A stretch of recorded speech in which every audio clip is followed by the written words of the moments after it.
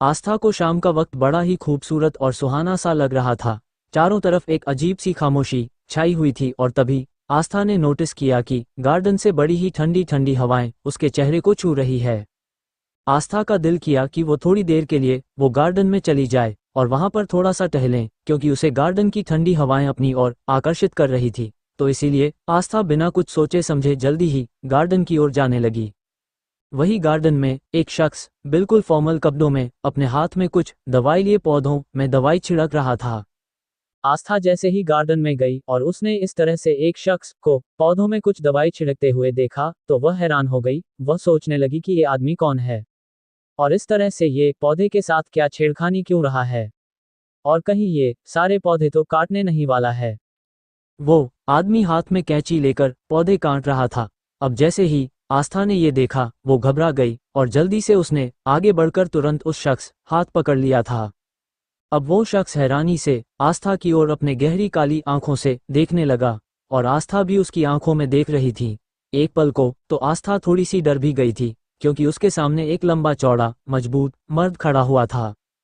लेकिन इस तरह से पौधों को कैंची से बड़ी आसानी से काटता हुआ देखकर आस्था को अजीब लगा, तो इसीलिए उसने उसका हाथ पकड़ लिया था और गुस्से से उसकी ओर देखकर कहने लगी, ये क्या कर रहे हो तुम? इस तरह से पौधे काट कर उन्हें खत्म नहीं कर सकते हो, ये गलत है। अब जैसे ही आस्था ने ये कहा उस आदमी के चेहरे पर बल पड़ गए। तब आस्था उसे कहने लगी, मुझे इस तरह से गुस्से से क्यों घूर रहे हो? तुम जानते हो इस घर में एक बंदूक वाला मॉन्स्टर रहता है जो बात बात पर बंदूक चला देता है। अगर उसने तुम्हें इस तरह से उसके गार्डन के फूलों को काटते हुए देख लिया तो वो मार मार कर तुम्हारा कीमा बना देगा, समझे तुम? अब जैसे ही अरमान ने अपने सामने खड़ी हुई दुबली पतली सी लड़की की इस तरह की बातें सुनी, वह हैरान हो गया और सोचने लगा कि उसी के घर में उससे ऊंची आवाज में इस तरह से बात करने वाली लड़की आखिरकार है कौन। फ्लैशबैक। अरमान जैसे ही अपनी मीटिंग के लिए पेरिस जाने के लिए निकला तो उसे मौसम खराब होने की वजह से उसके प्राइवेट जेट को वापस लैंड करना पड़ा था। तो अरमान ने अपनी मीटिंग पोस्टपोन कर ली थी और पूरे एक हफ्ते बाद की अपनी मीटिंग रखी थी। अब जैसे ही ऑफिस का सारा काम खत्म करने के बाद अरमान जल्दी ही ऑफिस से घर आ गया। जैसे ही वो घर आया तो उसकी नज़र अपने एक सूखे पौधों पर पड़ी। अरमान का सिर्फ और सिर्फ एक ही शौक था, पौधे लगाने का, साथ ही साथ उन पौधों की छोटी छोटी केयर करने का काफ़ी ज़्यादा शौक था। तो वो इसीलिए अपने पौधों पर इतना सा भी सूखापन बर्दाश्त नहीं कर सकता था। अरमान के घर गार्डन में तो दुनिया के सबसे महंगे महंगे पौधे प्लांट मौजूद थे, जिनकी देखभाल खुद अरमान किया करता था। और अभी भी अरमान बड़े ही प्यार से पौधों की छटाई ही कर रहा था, जिन्हें आस्था ने गलत समझ लिया। उसने सोचा कि शायद ये कोई घर में काम करने वाला नौकर है या माली है जो इस तरह से पौधों को काट रहा है। आस्था को इस बात के बारे में ख्याल ही नहीं रहा कि वह पौधों को नुकसान नहीं पहुंचा रहा था, बल्कि वह सूखे पौधों की छटाई कर रहा था। तभी अचानक आस्था को इस तरह से अपने सामने चटपट करता हुआ देखकर अरमान अपनी गहरी काली आंखों से उसे घूरने लगा था। तब आस्था उसकी ओर देखकर कहने लगी थी, हद है यार, एक तो मैं तुम्हें उस बंदूक वाले मॉन्स्टर से बचाने की कोशिश कर रही हूँ और एक तुम हो कि मुझे ही घूरकर देख रहे हो। अभी भी मौका है। वो मॉन्स्टर 2 दिनों के लिए पेरिस गया हुआ है। तुम्हारे पास मौका है। अगर तुम्हें अपनी जान प्यारी है तो अब अपना बोरिया बिस्तर समेटो और भाग जाओ यहाँ से। वैसे भी आस्था बहुत कम लोगों को ही सलाह देती है, अब तुम्हें मेरी सलाह लेनी है लो, वरना मत लो, तुम्हारी मर्जी। ऐसा कहकर आस्था जैसे ही वहां से जाने के लिए पलटी, अचानक अरमान ने अपने हाथ से उस बड़ी सी कैंची प्रूनिंग नाइफ को फेंक दिया था और सीधा आस्था का हाथ पकड़कर अपनी ओर खींच लिया था। और आस्था उस वक्त अरमान के बेहद करीब थी और उसके सीने से लगी हुई थी। एक पल को अरमान भी उसकी खूबसूरती में खोसा गया था, लेकिन अब आस्था अरमान की हरकत से पूरी तरह से हैरान हो गई और कहने लगी, ये क्या बदतमीजी है? तुम्हारी हिम्मत कैसे हुई इस तरह से मेरा हाथ पकड़कर खींचने की? हाँ, एक मामूली से नौकर हो तुम, नौकर ही बनकर ही रहो, समझे तुम? एक तो मैं यहाँ तुम्हें बचाने की कोशिश कर रही हूँ और एक तुम मेरे साथ ही ऐसी हरकत कर रहे हो। जैसे ही आस्था ने ये कहा, अरमान उसकी और गुस्से से आग बरसाते हुए कहने लगा, हाउ डेयर यू, तुम्हारी हिम्मत कैसे हुई मुझे इस तरह से बात करने की? आज तक मुझसे इस तरह से किसी ने भी बात की नहीं है और तुम हो कि मेरी आंखों में आंखें डालकर मुझसे बात कर रही हो। अब तो आस्था की हैरानी का कोई ठिकाना नहीं था। गुस्से में उसने जल्दी अरमान से अपना हाथ छुड़ा लिया और थोड़ा सा पीछे खड़ी होकर कहने लगी, अरे वाह, भलाई का तो जमाना ही नहीं है। एक तो मैं यहाँ तुम्हें उस बंदूक वाले मॉन्स्टर से बचाने की कोशिश कर रही हूँ, और एक तुम हो जो मुझे ही तड़ी दिखा रहे हो। अब अरमान आस्था की बात सुनकर कंफ्यूज्ड हो गया और कहने लगा, तड़ी, ये तड़ी क्या होता है? तब आस्था ने अपना एक हाथ सर पर मार लिया और सोचने लगी, लगता है उस खतरनाक बंदूक वाले मॉन्स्टर ने घर में नौकर भी उसने अपने जैसे सडू ही रखे हैं। तो वो कहने लगी, तुम्हें तड़ी नहीं पता, तड़ी क्या होता है? देखो, तड़ी का मतलब होता है कि मैं तुम्हें बचाने की कोशिश कर रही हूँ और तुम मुझे ही आंखें दिखा रहे हो, मेरे सामने ही टशन झाड़ रहे हो। अब जैसे ही आस्था ने अरमान को बड़े ही खुले शब्दों में तड़ी का मतलब समझाया, अरमान अपनी आंखें छोटी करके उसे घूर कर देखने लगा। तभी अचानक आहान, जो कि आज कॉलेज से जल्दी लौट आया था, वो भी बिना किसी पार्टी में जाए आस्था के साथ टाइम बिताने के लिए वो जल्दी ही घर आ गया था। और जैसे ही उसकी नज़र आस्था और अरमान पर पड़ी तो उसकी सिटी पिट्टी पूरी तरह से गुल हो चुकी थी, और जल्दी से दौड़कर वो वहां आ गया और उन दोनों के पास खड़े होकर लंबी लंबी गहरी सांस लेने लगा।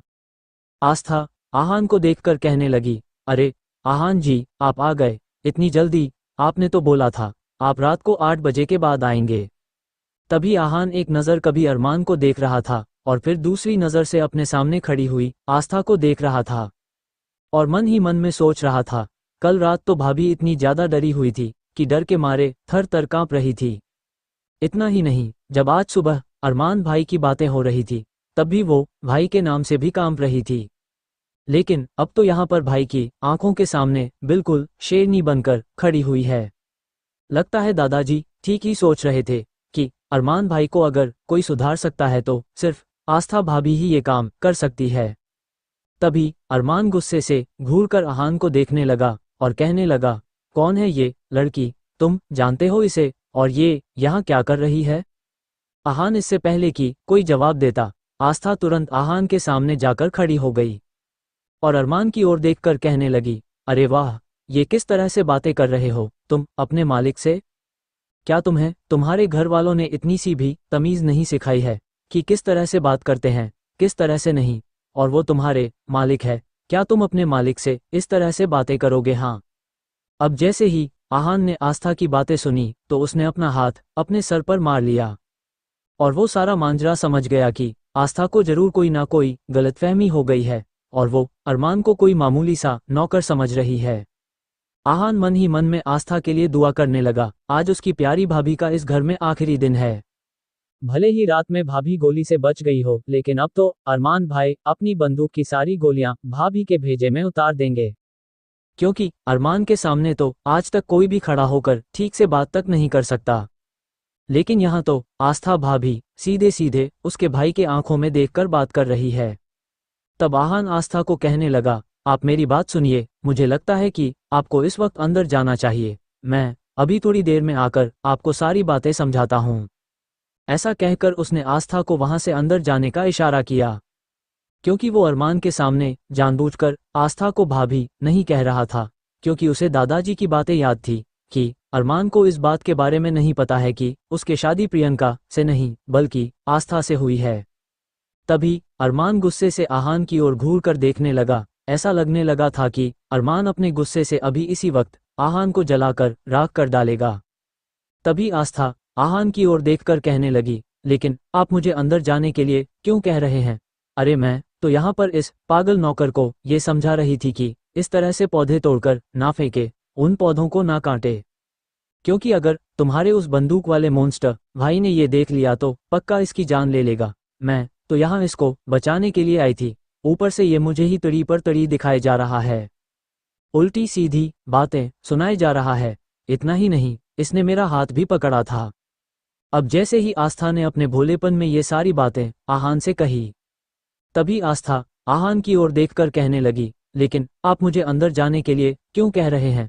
अरे मैं तो यहाँ पर इस पागल नौकर को ये समझा रही थी कि इस तरह से पौधे तोड़कर ना फेंके, उन पौधों को ना काटे, क्योंकि अगर तुम्हारे उस बंदूक वाले मॉन्स्टर भाई ने ये देख लिया तो पक्का इसकी जान ले लेगा। मैं तो यहाँ इसको बचाने के लिए आई थी, ऊपर से ये मुझे ही तड़ी पर तड़ी दिखाए जा रहा है, उल्टी सीधी बातें सुनाए जा रहा है। इतना ही नहीं, इसने मेरा हाथ भी पकड़ा था। क्योंकि अगर तुम्हारे उस बंदूक वाले मॉन्स्टर भाई ने ये देख लिया तो पक्का इसकी जान ले लेगा। मैं तो यहाँ इसको बचाने के लिए आई थी, ऊपर से ये मुझे ही तड़ी पर तड़ी दिखाए जा रहा है, उल्टी सीधी बातें सुनाए जा रहा है। इतना ही नहीं, इसने मेरा हाथ भी पकड़ा था। अब जैसे ही आस्था ने अपने भोलेपन में ये सारी बातें आहान से कही, अब तो आहान ने अपने दांतों तले उंगली दबा ली थी और मन ही मन कहने लगा, भाभी वाकई आपके साथ जो हमने थोड़ा सा टाइम बिताया बहुत ही ज्यादा कीमती था। क्योंकि मुझे पूरी उम्मीद है अरमान भाई को उन्हीं के सामने बंदूक वाला मॉन्स्टर कहने पर वो आपकी जान ले ही लेंगे। आई मिस यू भाभी, मिस यू सो मच। और वो आस्था को बड़ी ही प्यार भरी नजरों से देखने लगा। आहान मन ही मन में बड़बड़ाए जा रहा था। तभी अचानक अरमान का गुस्सा अब हद से ज्यादा बढ़ चुका था और उसने गुस्से से आस्था का हाथ कसकर पकड़ लिया और लगभग उसे घसीटते हुए गार्डन से सीधा हाल में ले आया था। आहान वहां पीछे से चिल्लाता ही रह गया, भाई सुनो, छोड़ दो उन्हें, भाई भाई हेलो भाई, प्लीज प्लीज मेरी बात सुन भाई, छोड़ो उसे। ऐसा कहकर आहान पीछे पीछे दौड़ने लगा। साथ ही साथ उसने आकाश, सुमित और ध्रुव को ग्रुप में मैसेज कर दिया, सब जल्द से जल्द घर आ जाए कि घर पर एक तूफान आने वाला है। आहान की आवाज सुनकर दादाजी भी वहां आ गए और जैसे ही दादाजी ने अरमान का हाथ आस्था के हाथों में देखा तो वो भी थोड़ा सा डर गए और जल्दी से उनकी ओर आए और कहने लगे, अरमान ये सब क्या हो रहा है यहाँ पर। अब जैसे ही दादाजी ने थोड़ी सी तेज आवाज में ये कहा, अरमान ये क्या हो रहा है, आस्था की सिट्टी पिट्टी पूरी तरह से गुम हो चुकी थी और वो हैरानी से अरमान की ओर देखने लगी।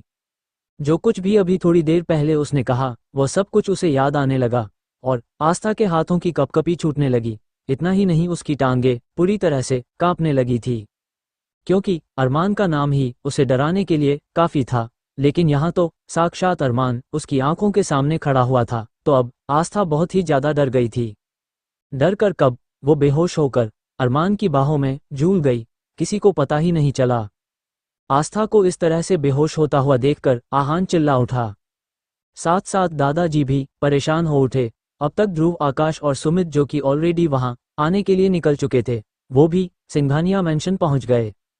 वो सब इस तरह से आस्था को बेहोश होता हुआ देखकर पूरी तरह से परेशान हो चुके थे। जल्द ही आस्था को हॉल में बने हुए सोफे पर लेटाया गया और सभी अब गुस्से से अरमान को देखने लगे। आहान कहने लगा, मैं आपसे कह रहा था ना भाई, रुक जाइए, लेकिन आप है कि मेरी कोई बात नहीं सुनते, देखिए वो बेहोश हो गई है।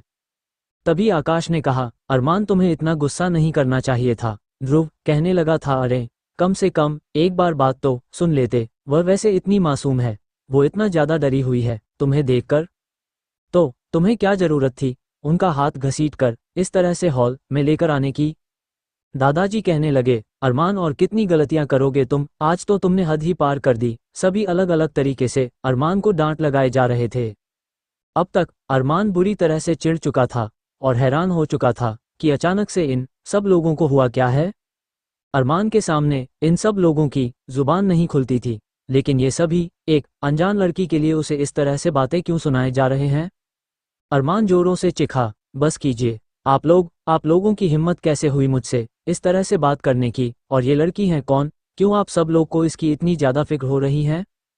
अरमान ने जैसे ही ये पूछा, उन सबको सांप सूंघ गया और वो एक दूसरे की शक्ल को देखने लगे। तभी चारों के चारों दादाजी की ओर देखकर इशारे करने लगे।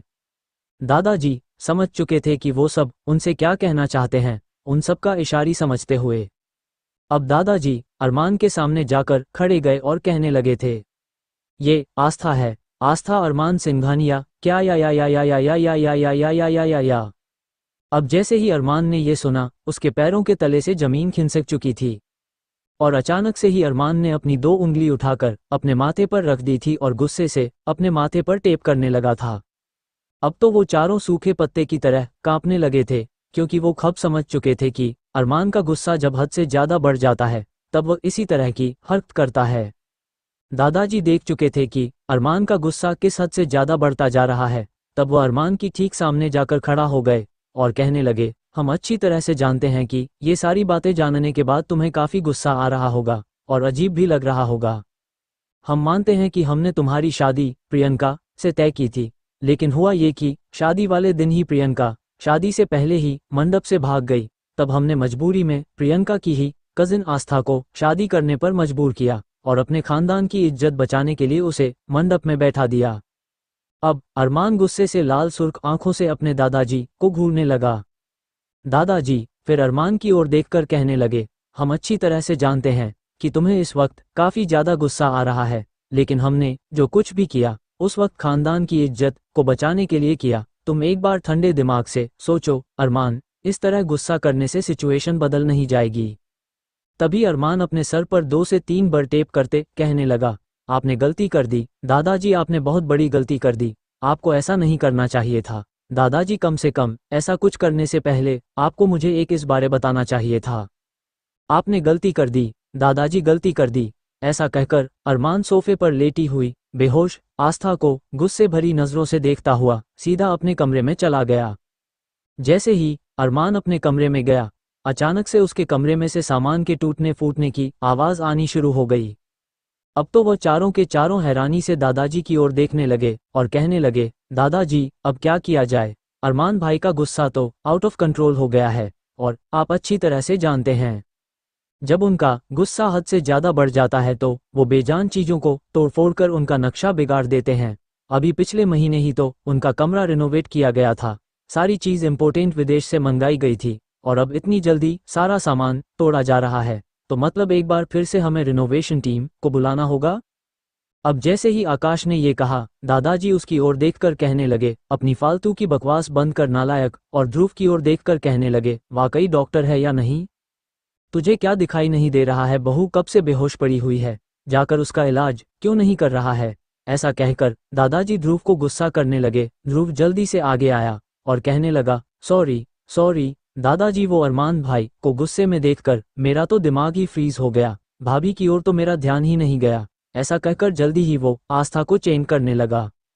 ध्रुव ने जल्दी ही आस्था को चेक करके एक इंजेक्शन दे दिया और दादाजी की ओर देखकर कहने लगा, दादाजी घबराने वाली कोई बात नहीं है, भाभी केवल डर की वजह से बेहोश हुई है, अभी थोड़ी देर में होश भी आ जाएगी। अब जैसे ही ध्रुव ने ये कहा, दादा जी ने राहत की सांस ली। तभी अचानक अरमान के कमरे से उन्हें बंदूक के फायर करने की आवाज सुनाई देती है। अब जैसे ही दादाजी और उन चारों ने इस तरह से अरमान के कमरे से बंदूक की आवाज सुनी तो चारों पूरी तरह से घबरा गए। वहीं आहान तो मानो एक जगह पत्थर के जैसा जम चुका था, वो सब अरमान के कमरे की ओर भागे।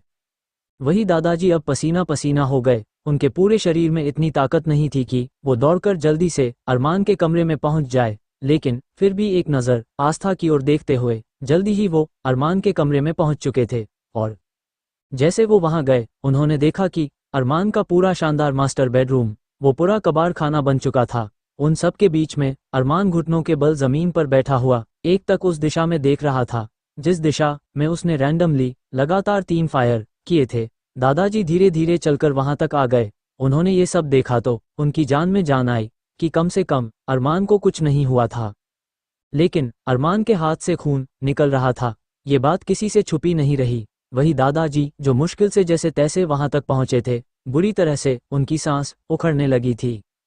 आकाश, सुमित, ध्रुव जल्दी दादाजी को संभालने की कोशिश करने लगे। वहीं आहान तो पत्थर के जैसा जमा हुआ था, क्योंकि कहीं ना कहीं उसे एक पल को ऐसा लगा मानो कि उसने अपने अरमान भाई को हमेशा हमेशा के लिए खो दिया हो।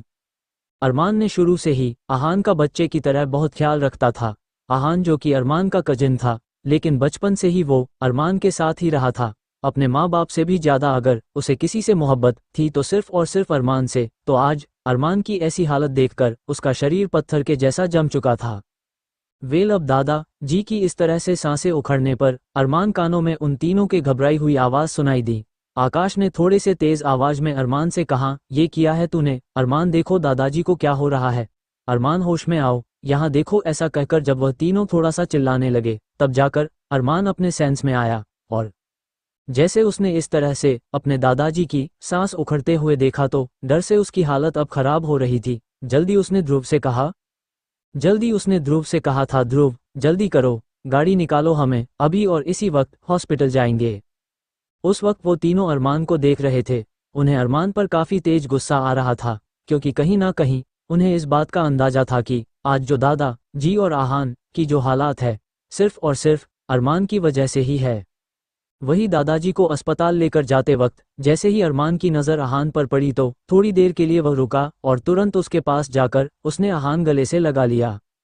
अरमान का साथ पाकर आहान फूट फूट कर रो दिया। कुछ पल सभी थोड़ी देर के लिए इमोशनल हो गए, लेकिन इस बीच दादा जी की बढ़ती हुई सांसों का महसूस कर एक बार फिर सबका ध्यान दादाजी पर चला गया और सभी जल्दी ही अस्पताल की ओर जाने के लिए रवाना हो चुके थे। वहीं अरमान और बाकी सब जब दादा जी को सीडीओ से लेकर नीचे आ रहे थे, एक एक करके सबकी नज़र आस्था पर पड़ रही थी, क्योंकि आस्था अभी तक बेहोशी में हॉल के सोफे पर ही लेटे हुई थी। सबसे आखिर में अरमान की नज़र आस्था पर पड़ी। उसने बड़े ही गुस्से और नफरत से आस्था की ओर देखा, क्योंकि दादाजी की हालत का जिम्मेदार वो सिर्फ और सिर्फ आस्था को ही मान रहा था। वहीं आकाश ने समझदारी दिखाते हुए देव को सिंघानिया मैंशन में रुकने के लिए कह दिया था, क्योंकि किसी भी पल आस्था को होश आ सकता था, और अगर आस्था को होश आता है तो उसके बाद वो सबको घर में ना पाकर वो परेशान हो सकती थी। तो इसीलिए उन्होंने देव को समझा दिया कि आस्था के होश में आने पर वो उसे बता दे कि सब ठीक है, सिर्फ दादाजी की तबीयत थोड़ी ठीक नहीं है तो वो उन्हें अस्पताल लेकर गए हैं। ऐसा से कहकर वह लोग जल्दी ही वहां से निकल चुके थे।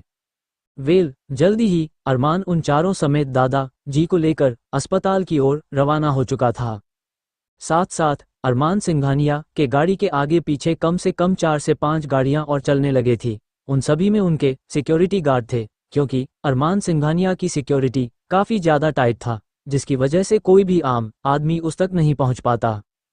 जल्दी ही वो सब अब शहर के मशहूर हॉस्पिटल में पहुंच चुके थे और दादा जी का इमरजेंसी रूम में इलाज के लिए ले जाने लगे। वहीं दूसरी ओर उनके जाने के कुछ देर बाद आस्था को होश आने गया। आस्था की आंखें जैसे ही खुली वो तुरंत हड़बड़ा कर उठकर बैठ गई। कहीं ना कहीं उसकी आंखों के सामने बार बार अरमान का गुस्से वाला चेहरा नजर आ रहा था। आस्था का सर बहुत ज्यादा दुख रहा था। तभी उसे अपने आसपास कुछ जरूरत से ज्यादा ही खामोशी महसूस हुई। आस्था ने अपने चारों तरफ अच्छी तरह से देखा। उसे इस बात का एहसास हो गया था कि इस वक्त इतने बड़े हॉल में वह अकेली है। तब आस्था ने अपने चारों तरफ इधर उधर अच्छी तरह से देखा, लेकिन उसे कोई भी दिखाई नहीं दिया और तभी उसने हल्के से आवाज लगाई, दादा जी।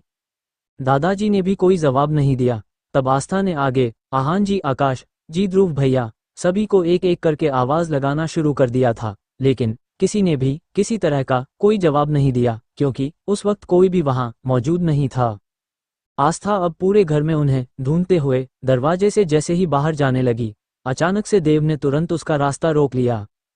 आस्था उस अजनबी से लड़के को देखकर हैरान हो गई, क्योंकि वो दिखने में बड़ा ही डैशिंग और स्मार्ट था और बिल्कुल वेल मैनर्स तरीके से उसने कपड़े पहन रखे थे, जो इस बात की गवाही दे रहे थे कि वह भी कोई ना कोई खास आदमी था। तब आस्था ने उसकी ओर देखकर कहा, जी आप कौन है?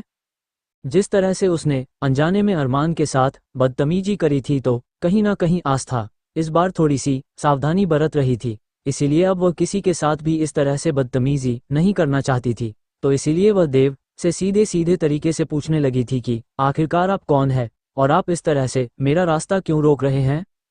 देव ने एक नज़र आस्था की ओर देखा, फिर बड़े ही पोलाइट तरीके से उसने अपना सर झुका दिया। आखिरकार उसकी लेडी बॉस उसके सामने थी, तो उसके सामने भला वो अपना सर कैसे उठा सकता था। फिर वह आस्था की ओर देखकर कहने लगा, मैम इस वक्त घर पर कोई भी नहीं है और आप इस तरह से बाहर नहीं जा सकती है। अब जैसे ही देव ने ये बताया, आस्था हैरान हो गई और कहने लगी, घर पर कोई नहीं है मतलब? अभी थोड़ी देर पहले तो दादाजी, आकाश जी और सुमित भैया, ध्रुव जी और साथ ही साथ आहान की भी यहाँ मौजूद थे, तो फिर कहाँ गए सब के सब? जानबूझकर आस्था ने अरमान का नाम नहीं लिया। देव मन ही मन में सोचने लगा कि मैडम ने सबके नाम तो ले लिए, लेकिन बॉस का नाम क्यों नहीं लिया? लेकिन खैर उसने इस बारे में ज़्यादा नहीं सोचा और कहने लगा, जी वो एक्चुअली मैडम दादाजी की तबीयत कुछ ठीक नहीं थी, तो इसीलिए उन्हें हॉस्पिटल लेकर गए हैं और सभी उन्हीं के साथ गए हैं। अब जैसे ही आस्था ने ये सुना, वह पूरी तरह से घबरा गई और कहने लगी, ये आप क्या कह रहे हैं? क्या हुआ है दादाजी को? कौन से हॉस्पिटल लेकर गए? मुझे अभी और इसी वक्त हॉस्पिटल जाना है। अब जैसे ही आस्था ने ये कहा, देव उन्हें मना करते हुए कहा, सॉरी मैडम, लेकिन अरमान सर ने सख्त इंस्ट्रक्शन दिए हैं कि आप घर से बाहर नहीं जा सकती है। तब आस्था ने गुस्से से कहा, नहीं नहीं, आप मेरे साथ ऐसा नहीं कर सकते हैं। मैंने कहा ना आपसे कि मुझे अभी और इसी वक्त हॉस्पिटल जाना है। दादा जी को देखने लिए, मतलब मुझे हॉस्पिटल जाना है। अगर किसी को किसी तरह की कोई मदद की जरूरत होती थी तो वो बिना सोचे समझे आगे बढ़कर सबकी मदद किया करती थी, लेकिन यहाँ तो उसके दादा ससुर की बात थी, तो भला वो कैसे पीछे रह सकती थी। क्योंकि जब से उसे घर में आई थी, केवल दादा जी ही थे जिसने सबसे ज्यादा प्यार और विश्वास आस्था पर दिखाया था। इस तरह से दादाजी की तबीयत के बारे सुनकर आस्था काफी ज्यादा बेचैन हो गई थी। इसलिए आस्था ने जल्दी से देव से कहा, देखिए अगर आप मुझे हॉस्पिटल लेकर नहीं जाना चाहते हैं तो मैं अकेले चले जाऊंगी। ऐसा कहकर आस्था ने देव का हाथ हटाते हुए आगे की ओर जाने लगी। अब देव पूरी तरह से मजबूर हो गया, लेकिन वो इस तरह से आस्था को अकेले नहीं तो जाने दे सकता था। तो इसीलिए देव ने आस्था से कहा, रुकिए मैडम, आप इस तरह से अकेले बाहर नहीं जा सकते हैं। अगर आप हॉस्पिटल ही जाना चाहती है तो मैं आपको लेकर चलता हूँ। जैसे ही देव ने ये कहा, आस्था ने तुरंत अपनी गर्दन हाँ में हिला दी और देव के साथ जल्दी ही आस्था भी अस्पताल की ओर रवाना हो चुकी थी। वहीं दूसरी ओर दादाजी को एक बार फिर हार्ट अटैक आया था। डॉक्टर ने ये बात सबको दी थी। जैसे ही अरमान ने दादा जी के दूसरे हार्ट अटैक के बारे में सुना तो वह बहुत परेशान हो गया था, और कहीं ना कहीं वो इसका जिम्मेदार पूरी तरह से आस्था को ही मान रहा था। ना तो आस्था को वहां इस तरह से देखता और ना ही वो गुस्से से अपना कंट्रोल खोता, ना दादाजी अरमान की ऐसी हालत देखकर एक बार फिर सदमे में जाते। इतना सब सोचकर अरमान का गुस्सा आस्था पर और भी ज्यादा बढ़ गया था।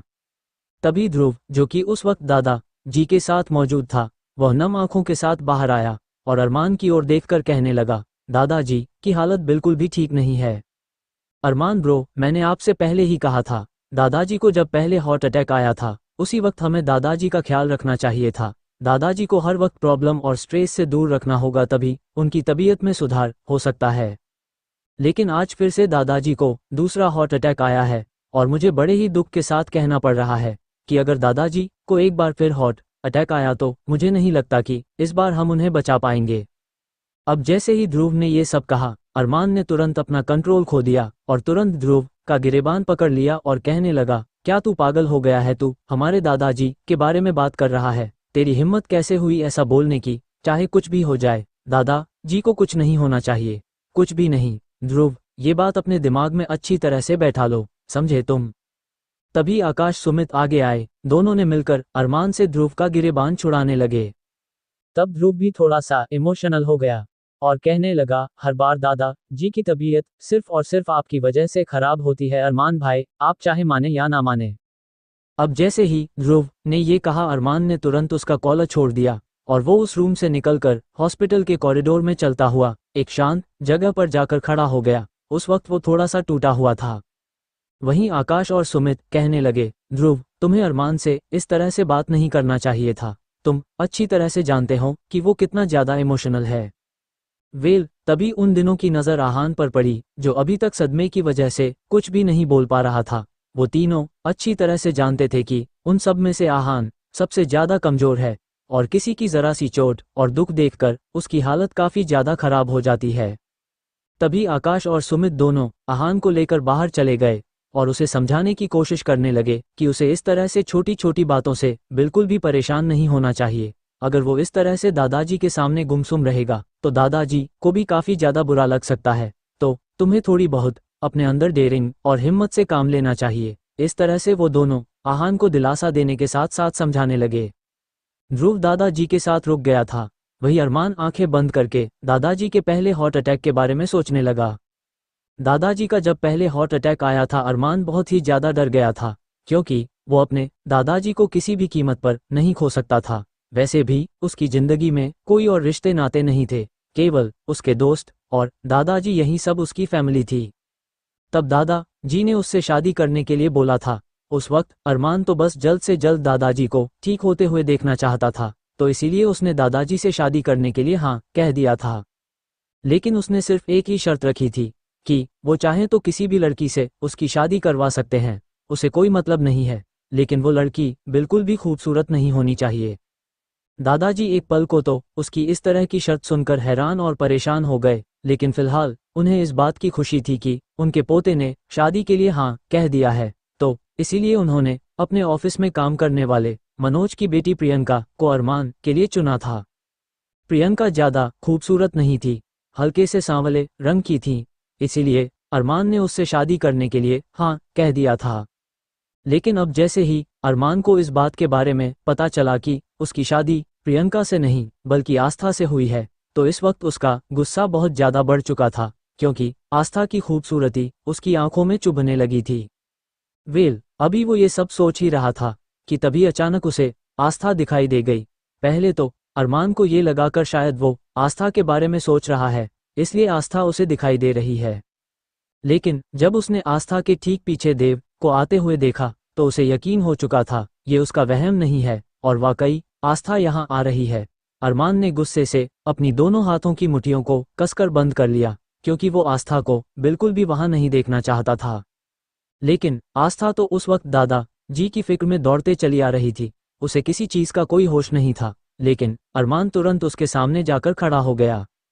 आस्था, जो कि उस वक्त काफी तेजी से चलते हुए दादाजी के रूम की तरफ जा रही थी, अचानक से वो किसी से बड़ी बुरी तरह से टकरा गई। उसे ऐसा लगने लगा मानो कि उसका सर किसी पत्थर से या किसी दीवार से टकरा गया हो। तब आस्था ने जैसे ही आंखें खोलकर अपने सामने खड़े हुए इंसान को देखा तो उसके होंठ बुरी तरह से कांपने लगे, क्योंकि उसके सामने इस वक्त अरमान सिंघानिया खड़ा हुआ था। अरमान गुस्से से लाल आंखों के साथ आस्था को ही घूर रहा था और दांत पीसते हुए उसे बोला, तुम यहाँ क्या कर रही हो? तुम्हारी हिम्मत कैसे हुई यहाँ आने की? दादाजी की ऐसी हालत करने के बाद भी क्या तुम्हें चैन नहीं मिला कि तुम यहाँ भी चली आई? अब जैसे ही अरमान ने ये कहा, आस्था के हाथ पैर बुरी तरह से कांपने लगे। वो सोचने लगी कि आखिर अरमान कहना क्या चाह रहे हैं, आखिर उसने ऐसा क्या किया है? दादा जी की हालत उसकी वजह से कैसे बिगड़ सकती है?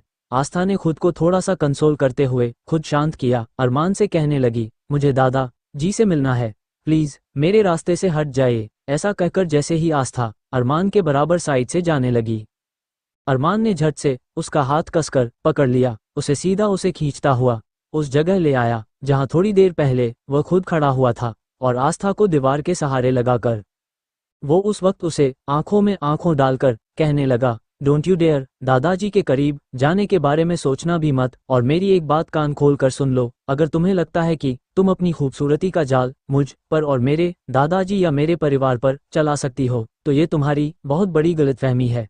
तुम्हारी ये खूबसूरती मुझे कभी भी रिझा नहीं पाएगी, समझी तुम?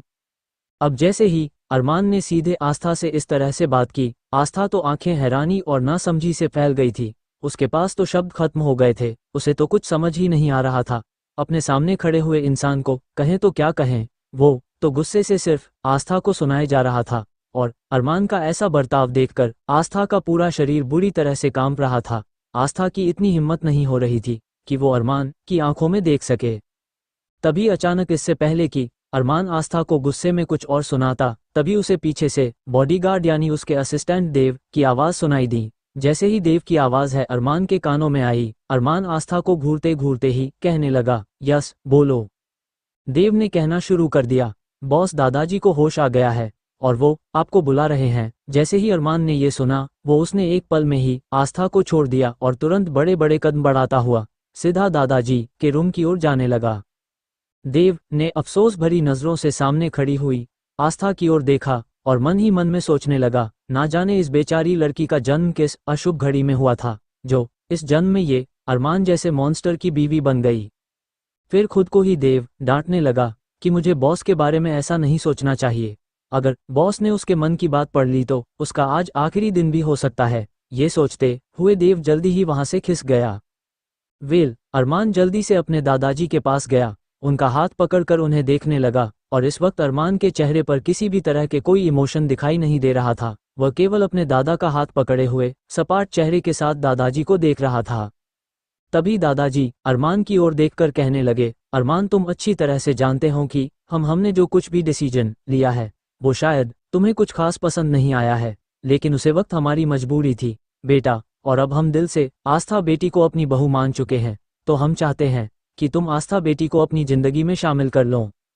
जैसे ही दादाजी ने अरमान से आस्था के बारे में बातें की, अरमान ने फौरन अपना हाथ दादाजी के हाथ से हटा लिया और घूरकर उनकी और देखने लगा, और तुरंत वहां में एक झटके से खड़ा हो गया और कहने लगा, आप मुझे उस लड़की को अपनी जिंदगी में शामिल करने के लिए कह कैसे सकते हैं? लेकिन मैं आपकी जानकारी के लिए बता दूं दादाजी, वो लड़की कभी भी मेरी जिंदगी में शामिल नहीं हो पाएगी। वो मुझसे ही नहीं, मेरे पूरे परिवार से दूर रहेगी। भले ही वो इस वक्त यहाँ हॉस्पिटल मौजूद हैं, लेकिन मैं उसे आपको बिल्कुल देखने नहीं दूंगा। जैसे ही आकाश सुमित ने सुना आस्था यहाँ हॉस्पिटल में है, दोनों अरमान कहने लगे, ये कैसी बातें कर रहे हो तुम? भाभी यहाँ में आई है और तूने भाभी को बाहर रोक कर रखा हुआ है। ये क्या किया तूने? भाभी क्या सोच रही होगी तेरे बारे में? तब अरमान दोनों की बातें सुनकर घूर कर उनकी ओर देखने लगा और कहने लगा, कोई मेरे बारे क्या सोचता है और क्या नहीं, इससे मुझे कोई फर्क नहीं पड़ता है। तुम लोगों ने ये क्या भाभी भाभी लगा रखा है? मेरी एक बात कान खोल कर सुन लो सब, वो लड़की तुम्हारी कुछ नहीं लगती है, समझे तुम लोग? तभी ध्रुव अचानक से दादाजी की ओर देखने लगा और फिर अरमान के पास जाकर कहने लगा, अरमान भाई, ये आप क्या कर रहे हैं? और आप उनके सामने इस तरह की बातें नहीं कर सकते। आप अच्छी तरह से जानते हैं कि दादाजी कितने ज्यादा बीमार हैं। दादाजी गुस्से से घूरकर अरमान की ओर देखने रहे थे, फिर कहने लगे, अगर तुम अभी और इसी वक्त हमारी बहू को हमारे पास लेकर नहीं आए तो हम तुमसे हमारी चिता को अग्नि देने का अधिकार भी छीन लेंगे। अरमान ने जैसे अपने दादा की इस तरह की बातें सुनी, उसके पैर एकदम से बर्फ के जैसे जम चुके थे। वही आहान जो कि पहले से ही अपने दादा की तबीयत को लेकर सदमे में था, अब इस तरह के बातें सुनकर उसके तो चेहरे का रंग उड़ गया। अचानक से उसने दौड़कर दादाजी के पैरों को पकड़ लिया, बुरी तरह से रोने लगा। कुछ पल के लिए उन सभी की आंखों में भी आंसू आ गए थे, सब इमोशनल हो गए थे। इस वक्त सभी की आंखों में आंसू थे, सिवाय अरमान के जो केवल गुस्से और लाल सुर्ख आंखों से कभी दादा को घूर रहा था तो कभी अपने दोनों दोस्तों, अपने बेवकूफ कजिन भाई को। अरमान ने अपने हाथों की 2 उंगलियों से अपने माथे पर टेप करना शुरू कर दिया। वो सब अच्छी तरह से समझ चुके थे कि अरमान इस वक्त अपना गुस्सा कंट्रोल करने की कोशिश कर रहा है, क्योंकि अरमान जब भी अपना गुस्सा कंट्रोल करने की कोशिश किया करता था, वो इसी तरह से अपने माथे पर रब किया करता था। तभी ध्रुव ने अचानक अरमान का हाथ पकड़ लिया, उसे एक तरफ कोने ले जाकर कहने लगा, अरमान भाई, इस वक्त आप दिमाग से काम लीजिए। इस वक्त दादाजी आस्था भाभी के साथ इमोशनली ज़्यादा अटैच हो चुके हैं, और अगर आप इस तरह से उन्हें आस्था भाभी से दूर रहने के लिए कहेंगे या फिर आस्था भाभी को उन्हें मिलने नहीं देंगे तो इससे दादाजी के सेहत पर बुरा असर भी पड़ सकता है और उनकी जान को खतरा हो सकता है। अगर आप वाकई दादाजी के जान बचाना चाहते हैं तो इसके लिए आपको आस्था भाभी को उनके आसपास रखना होगा। भले ही भाई आप दिल से आस्था भाभी को कबूल करें या ना करें, लेकिन दादाजी की सेहत के लिए, दादाजी को खुश रखने के लिए, उन्हें ठीक रखने के लिए आप कम से कम उनके सामने तो आस्था भाभी के साथ थोड़ा अच्छे से बिहेव कर सकते हैं ना। अरमान ने जैसे ही ध्रुव की सारी बातें सुनी, वो एकदम से गुस्सा हो गया और कहने लगा, ये कैसी बातें कर रहा है तू? तुम मुझे एक्टिंग करने के लिए कह रहे हो? हाँ, वो भी उस लड़की के लिए। मैं ऐसा कुछ नहीं करने वाला हूँ। तभी ध्रुव ने इरिटेट होते हुए अपने माथे पर हाथ मार लिया और दांत पिसते हुए कहने लगा, मैं आपको भाभी के लिए एक्टिंग करने के लिए नहीं कह रहा हूँ अरमान भाई, मैं आपको आपके अपने दादाजी के लिए एक्टिंग करने के लिए कह रहा हूँ।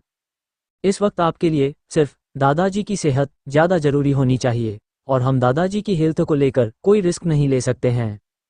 और दादाजी की बीमारी की वजह से तो आपने शादी की थी, आप इस बात को कैसे भूल सकते हैं?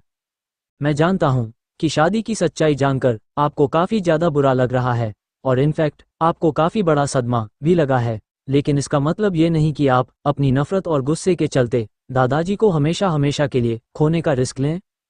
अब जैसे ही ध्रुव ने सीधे लहजे में ये सारी बातें कहीं, अरमान सोचने पर मजबूर हो गया और वह मन ही मन में सोचने लगा, अगर वो लड़की वाकई अब दादाजी की जान बचाने के लिए उसके काम आ सकती है तो वो उस लड़की इस्तेमाल जरूर करेगा। उस लड़की से किस तरह से डील करना है अब मैं अपने हिसाब से हैंडल कर लूंगा। कुछ सोचते हुए अरमान जल्दी ही लंबे लंबे कदम बढ़ाता हुआ एक बार फिर आस्था के पास जाने लगा। वहीं आस्था अरमान इस तरह के बर्ताव करने के बाद काफी हद तक कांप रही थी और वो सीधा दीवार से लगी खड़ी हुई थी और उसकी आंखों से लगातार आंसू बहते जा रहे थे।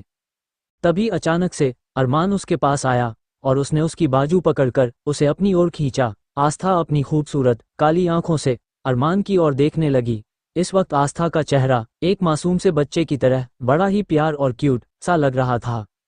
एक पल को आस्था की आंखों में आंसू देखकर अरमान का दिल में कुछ हुआ, लेकिन उसने अगले ही पल खुद को शांत कर लिया और आस्था की ओर देखकर कहने लगा, वाकई तुम मेरी सोच से भी ज्यादा चालाक निकली।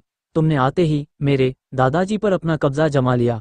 अब मेरे दादाजी मुझसे ज्यादा तुम्हारी फिक्र कर रहे हैं, वो तुम्हें देखना चाहते हैं। वाकई काफ़ी स्मार्ट हो तुम। इतने बड़े खानदान में, इतने बड़े घर में आने के बाद सबसे पहले तुमने उस इंसान को अपना निशाना बना लिया जो आसानी से तुम्हारे बहकावे में आ सकता था।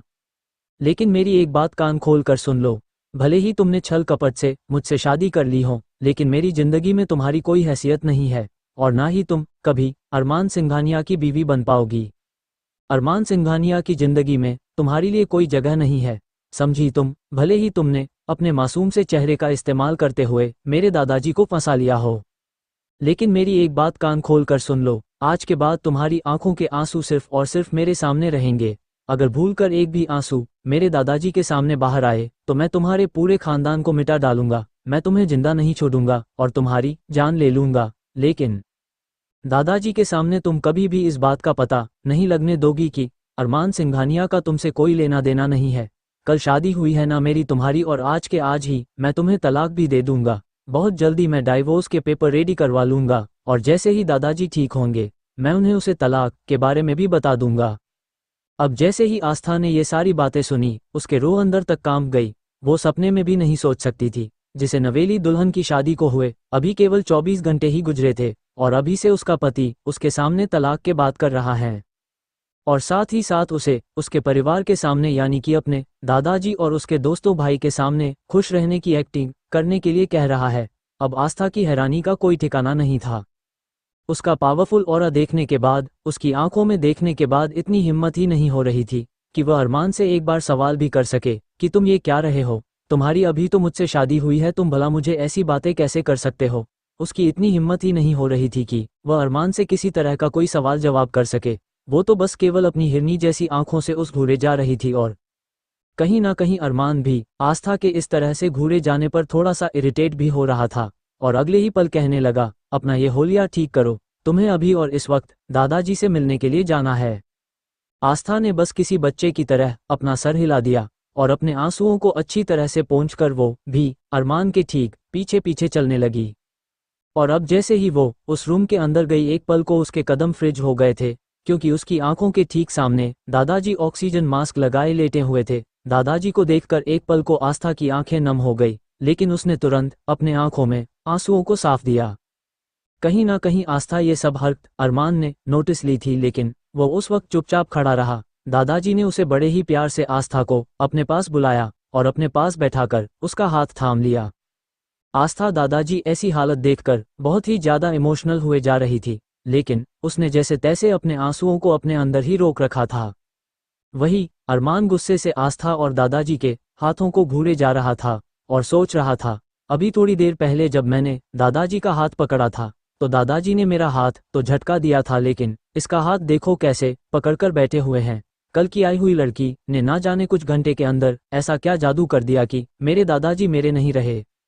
वो मुझसे ही बगावत करने पर उतर आए, इसको तो मैं बाद में देख लूंगा। कहीं ना कहीं ये सब सोचते हुए अरमान आस्था की ओर ही घूरे जा रहा था। वहीं आस्था अब काफी ज्यादा नर्वस हो चुकी थी, क्योंकि इस वक्त अरमान की नजरें सिर्फ और सिर्फ आस्था पर ही थी। तो आस्था को काफी ज्यादा ऑकवर्ड लग रहा था और वह हल्का सी मुस्कुराहट के साथ दादाजी से बातें कर रही थी। तभी आकाश आगे आया और आस्था से पूछने लगा, भाभी भाभी अब आपकी तबीयत कैसी है? आप तो बेहोश हो गई थी ना, अब आपकी तबीयत तो ठीक है ना?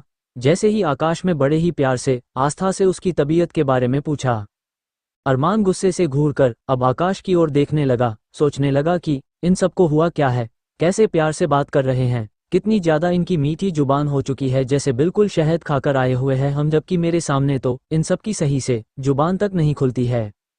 ध्रुव आकाश के पास आकर कहने लगा, क्या तुम्हें अभी भी मेरे इलाज पर शक है? अरे ध्रुव दी ग्रेट ने भाभी का इलाज किया है, भाभी बिल्कुल ठीक है, उन्हें कुछ नहीं हुआ है। ऐसा कहकर ध्रुव मुस्कुरा दिया।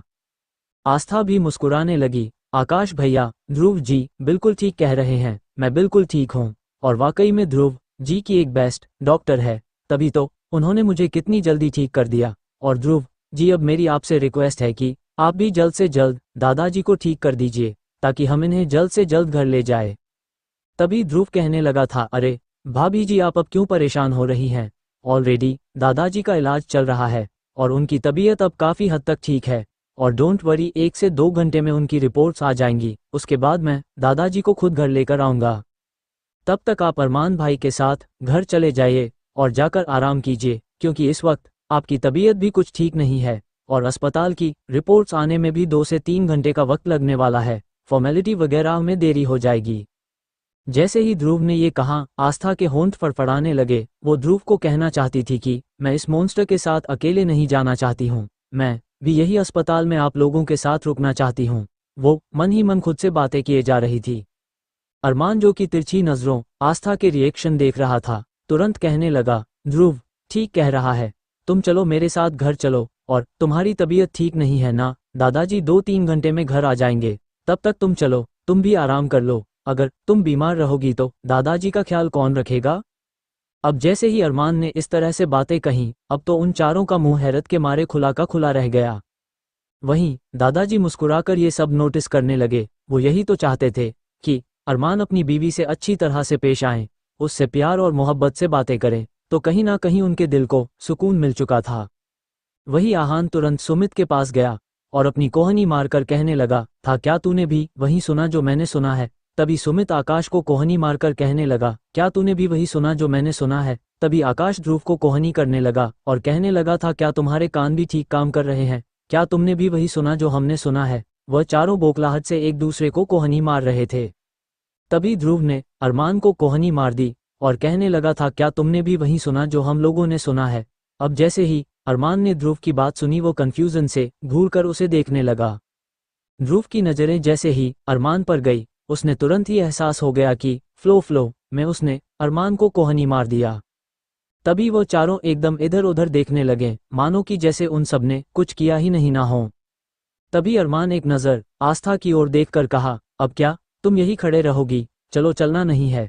ऐसा कहकर अरमान जल्दी आस्था के ठीक सामने से उसे वोट से बाहर निकल गया था। आस्था बेचारा सा मुंह लेकर कभी दादाजी को देख रही थी, कभी उन चारों की ओर देख रही थी। वो अपनी आंखों से उन चारों से रिक्वेस्ट करने लगी थी कि मुझे उस मॉन्स्टर के साथ जाने से कोई तो रोक लो, मुझे उसके साथ कहीं नहीं जाना है। लेकिन वह चारों तो कुछ और ही सोच रहे थे। उन्होंने सोच लिया कि शायद भाभी की खूबसूरती ने अरमान को बदल दिया है और इसीलिए अरमान भाई अपनी खूबसूरत बीवी के साथ अकेले में कुछ टाइम स्पेंड करना चाहते हैं। कहीं ना कहीं वो सब इसी तरह की बातें सोच रहे थे और मन ही मन में खुश हो रहे थे। तभी आस्था के पास देव आया और कहने लगा, मैडम, सर आपका गाड़ी में इंतजार कर रहे हैं। ध्रुव और आकाश आगे आए और कहने लगे, हाँ भाभी, अब आप जाए, हम आपको बस 3 घंटे बाद घर पर ही मिलेंगे। अगर आप दोनों को कुछ प्राइवेट बात करनी है तो आप हमें फ़ोन या मैसेज कर देना, हम थोड़ा लेट भी आ जाएंगे, कोई मसला नहीं है। ऐसा कहकर वह चारों ही आस्था को छेड़ने लगे थे। लेकिन उस वक्त आस्था का दिल बुरी तरह से कांप रहा था। वह अरमान के साथ अकेले रहने के ख्याल ही उसे डराने के लिए काफ़ी था। लेकिन फिलहाल वो खुद को ही हिम्मत देती हुई देव के साथ जाने लगी और मन ही मन में बोले जा रही थी, आस्था चल, कुछ नहीं होगा। वैसे भी ये मॉन्स्टर तो तुझे तलाक देने का ही सोच रहा है, तो तू इस बारे में ज़्यादा मत सोच। अगर ये ज़्यादा तुझे कुछ कहेगा तो तू भी इसके बारे में दादाजी को बता देना। खुद से ही सवाल जवाब करते हुए आस्था देव के ठीक पीछे पीछे जाने लगी। जैसे ही आस्था हॉस्पिटल के गेट से बाहर गई तो उसने देखा एक ब्लैक कलर की बड़ी सी मर्सिडीज उसके ठीक सामने खड़ी हुई थी।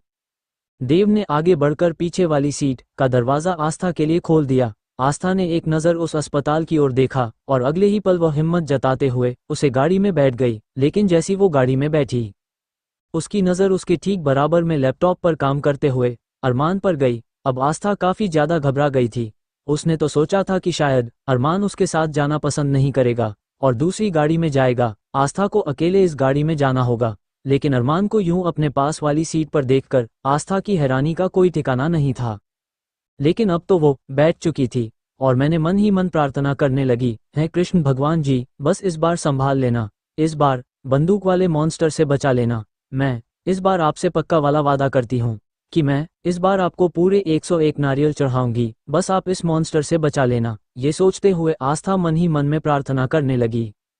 उसके बाद उसने एक बार भी अरमान की ओर नहीं देखा। उसका ध्यान सिर्फ खिड़की के बाहर दौड़ते भागते उस शहर पर थी। उस वक्त शहर की खूबसूरती में आस्था पूरी तरह से खो गई, क्योंकि जिस वक्त अरमान और आस्था अस्पताल से निकल रहे थे ऑलरेडी शाम के 6 बजे बज चुके थे। शाम की चमक धमक को, वो बड़ी बड़ी बिल्डिंगों की खूबसूरती को देखते हुए वो मुस्कुरा रही थी। उसके चेहरे पर बड़े बड़े डिम्पल पड़ रहे थे और खुशी से उस नज़ारे को एंजॉय कर रही थी। ये देखकर अरमान को अब उससे चिढ़ सी होने लगी। आस्था का इस तरह से मुस्कुराना उसे कुछ खास पसंद नहीं आया और अचानक से उसने गुस्से में तेजी से अपना लैपटॉप बंद कर दिया।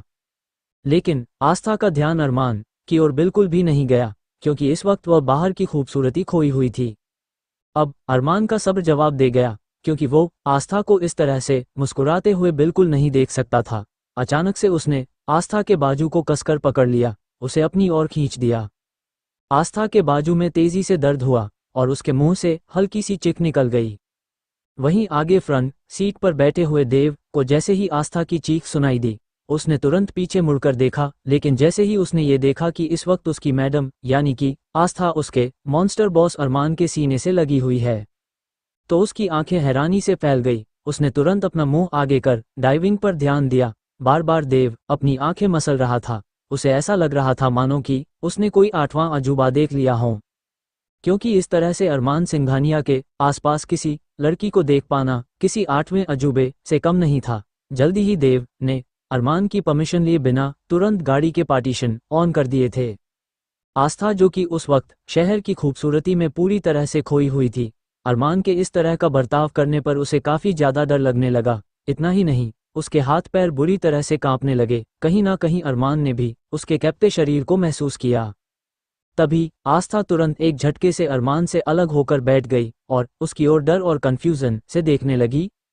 अरमान गुस्से भरी लाल आंखों के साथ उसे घूरते हुए कहने लगा, मैंने तुम्हें कहा था ना कि तुम्हें मेरे सामने मुस्कुराने का भी हक नहीं है, तो तुम्हारी हिम्मत कैसे हुई इस तरह से मेरे सामने मुस्कुराने की? तुम्हें सिर्फ और सिर्फ मेरे दादाजी, मेरे दोस्त और भाई के सामने मुस्कुराने की एक्टिंग करनी है, मेरे सामने नहीं, समझी तुम? आगे से मैं तुम्हें खुश ना देखूं, क्योंकि मैं तुम्हारी इतनी सी भी खुशी बर्दाश्त नहीं कर सकता हूं।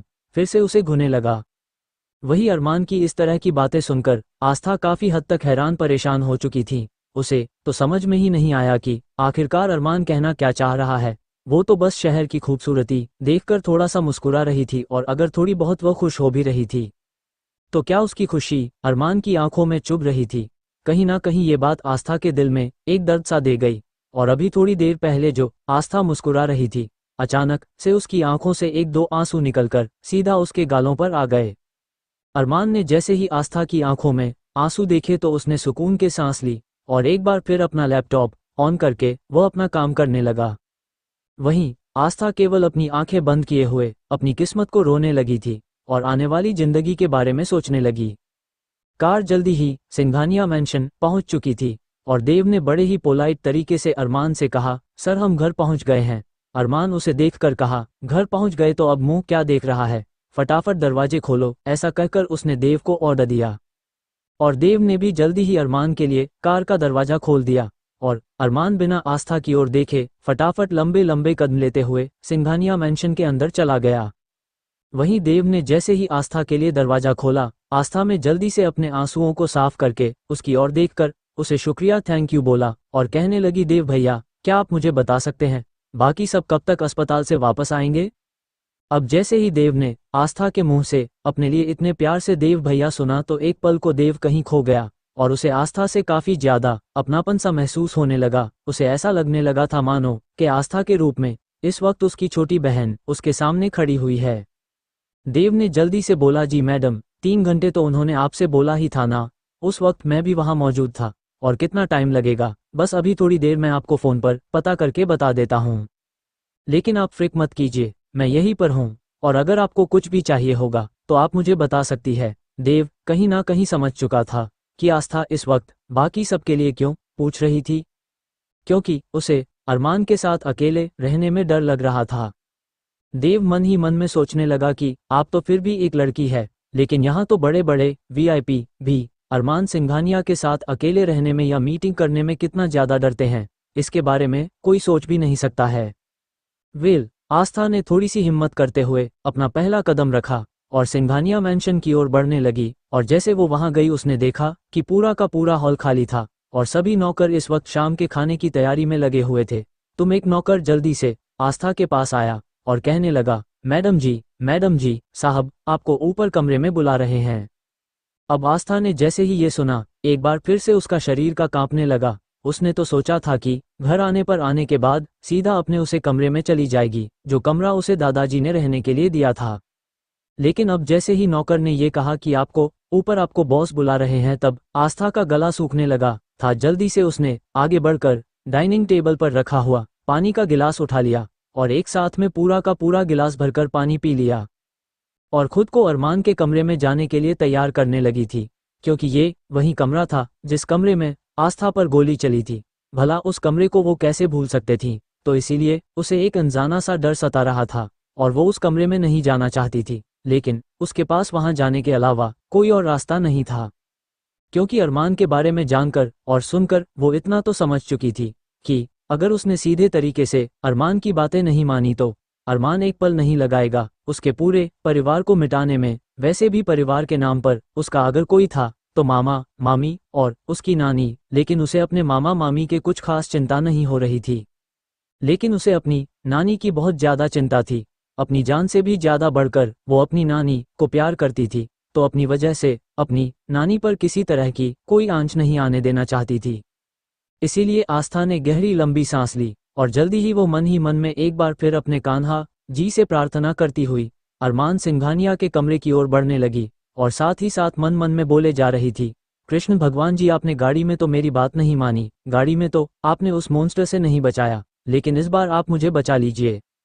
मैं वादा करती हूँ इस बार मैं एक नारियल और बढ़ा देती हूँ, पक्का मैं इस बार आपको 102 नारियल चढ़ाऊंगी, पर प्लीज इस बार आप मुझे बचा लीजिएगा, प्लीज प्लीज प्लीज। सोचते हुए आस्था जल्द ही अरमान सिंघानिया के कमरे के बाहर पहुंच चुकी थी और जैसी उसने कमरे का दरवाजा खटखटाया, अचानक से वो दरवाजा अपने आप ही खुल चुका था।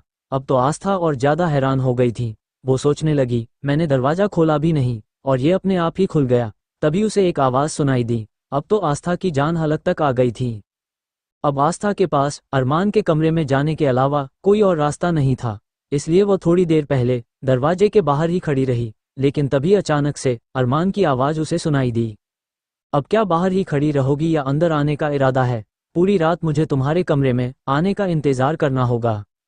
अरमान की बात सुनकर आस्था अपने इधर उधर चारों तरफ अच्छी तरह से देखने लगी, लेकिन उसे अरमान कहीं भी दिखाई नहीं दिया। तो वह सोचने लगी, क्या ये इंसान को दरवाजे के बाहर आर पार भी दिखाई देता है? फिलहाल आस्था जल्दी ही अरमान के कमरे में चली गई।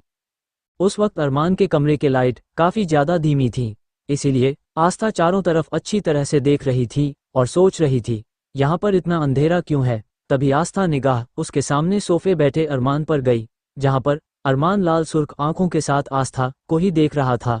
क्योंकि उस रूम में लाइट थोड़ी डिम थी, तो इसलिए आस्था को अरमान की आंखें ही दिखाई दे रही थी और अरमान की आंखें देखकर आस्था काफी ज्यादा सहम गई। अरमान एक नज़र आस्था की ओर देखा, आंखों से उसे इशारा किया और जल्दी ही आस्था एक छोटे बच्चों की तरह उसकी बात मानते हुए जल्दी ही उसके सामने बैठ गई। आस्था की इतनी हिम्मत नहीं हो रही थी कि वह अपनी पलकें उठाकर अरमान की ओर देख सके, क्योंकि उस वक्त उसे अरमान से अच्छी खासी दहशत हो रही थी। उसे लग रहा था कि अगर उसने कुछ देर अरमान की ओर देखा तो अरमान उसे अपनी आंखों से ही खा जाएगा। अरमान आस्था की ओर देखकर कहने लगा, मैं नहीं जानता कि तुम मेरी जिंदगी में शामिल क्यों हुई हो, लेकिन अब तुम मैसेज अरमान सिंघानिया हो तो उसके कुछ रूल है जो तुम्हें फॉलो करने होंगे। और एक और बात कान खोल कर सुन लो, मुझे धोखे और झूठ बोलने वालों से बहुत नफरत है।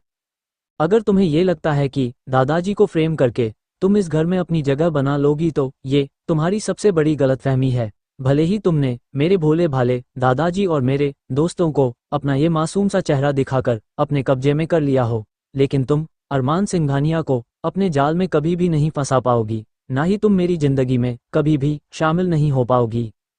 एक और बात याद रखना, आज के बाद तुम्हें मेरे दादाजी के लिए ड्यूटी करनी होगी, उन्हें स्ट्रेस दूर रखना होगा, उनकी देखभाल और उनकी खुशी का ध्यान रखना होगा। आज से इस मेंशन की केयरटेकर बनकर रहोगी। मेरी नज़र में तुम्हारी हैसियत सिर्फ एक नौकर की रहेगी। तुम मेरे दादाजी के साथ साथ मेरे भाई और दोस्तों को कभी भी इस बात का पता नहीं लगने दोगी कि तुम्हारी हैसियत इस घर में क्या है। ये बातें तुम्हारे और मेरे बीच ही रहेगी।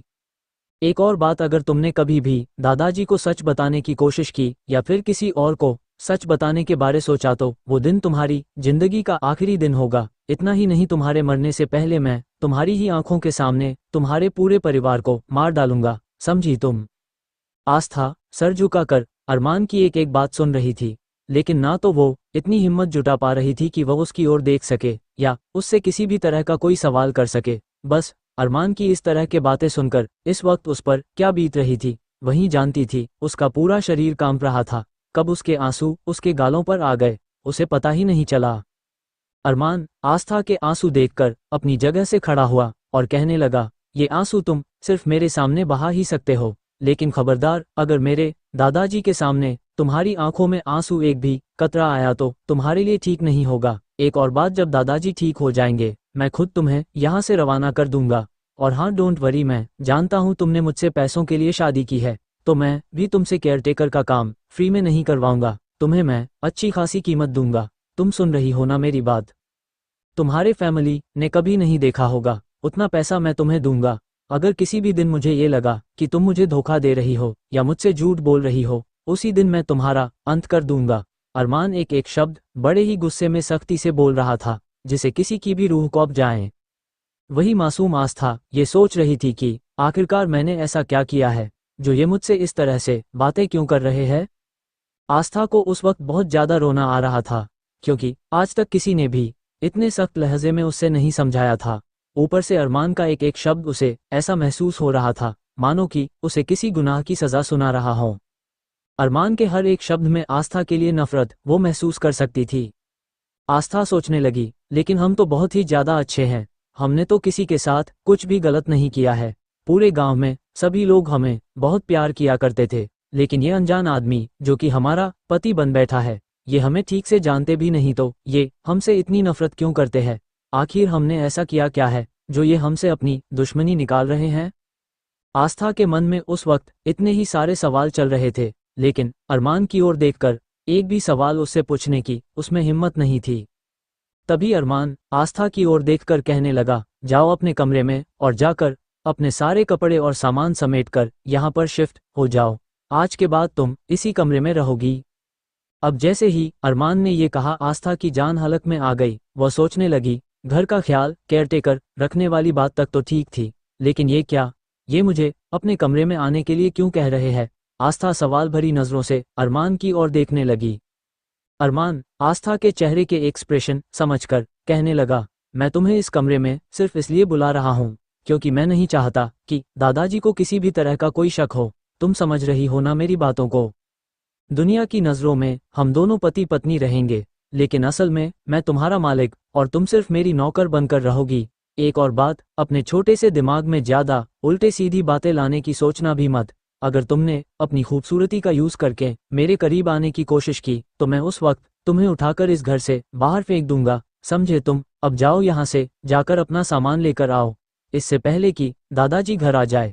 अरमान ने बड़े ही कोल्ड वॉइस में आस्था को वहां से बाहर जाने के लिए कह दिया। आस्था का पूरा शरीर कांप रहा था। जैसे ही वो सोफे से खड़ी हुई, बेख्याली में फिर वो सोफे पर गिर गई। इस वक्त उसके दिमाग में अरमान की बातें ही घूम रही थी।